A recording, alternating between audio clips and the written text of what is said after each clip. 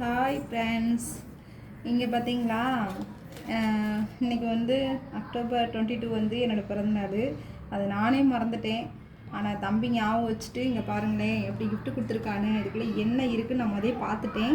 இருந்தாலும் உங்ககிட்ட இன்னொரு வாட்டி கேட்குறேன், நீங்களாம் எப்படி இருக்கீங்க? வெல்கம் டு நீங்கள் என் சொந்தங்கள்.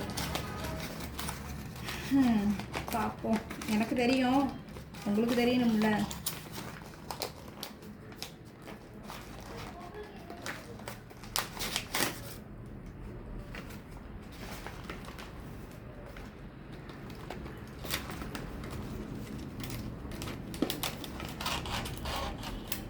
இங்கே பாருங்கள், ஹெட்செட்டு, ப்ளூடூத்து என் தங்க பிள்ளை வாங்கி கொடுத்துருக்கான். இத்தனைக்கு அவன் படிச்சுட்டு தான் இருங்க ஃப்ரெண்ட்ஸ், ஐடி தான் போகிறான். ஆனால் எப்படி காசு அவனை ஒரு ரூபா கூட வாங்கி சாப்பிட மாட்டான்.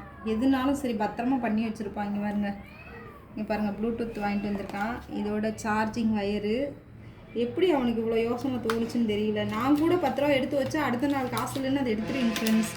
ஆனால் அவன் பாருங்களேன், இந்த 15 வயசில் எவ்வளோ பக்குவமாக இருக்கான்னு. இது இன்றைக்கி அனாவசிய செலவு தான், இருந்தாலும் ஒரு அவசர ஆத்திரம் ஒரு வேலை பார்த்துட்ருக்கோம் அப்படின்னா இதை போட்டு யூஸ் பண்ணிக்கலாம். நல்லதுக்கு யூஸ் பண்ணலாம், கெட்டதை லெஸ் பண்ணிவிட்டு நல்லதுக்கு மட்டும் யூஸ் பண்ணலாம். சந்தோஷ்க்கு எல்லோரும் ஒரு ஹாய் சொல்லிடுங்க. அதை வாங்கி கொடுத்தவர் அவர் தான். காட்டிடு, அவனை சந்தோஷ காட்டிடு.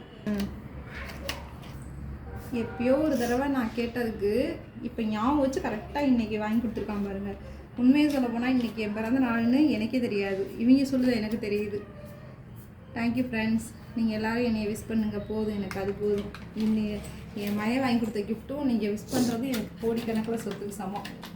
Thank you friends.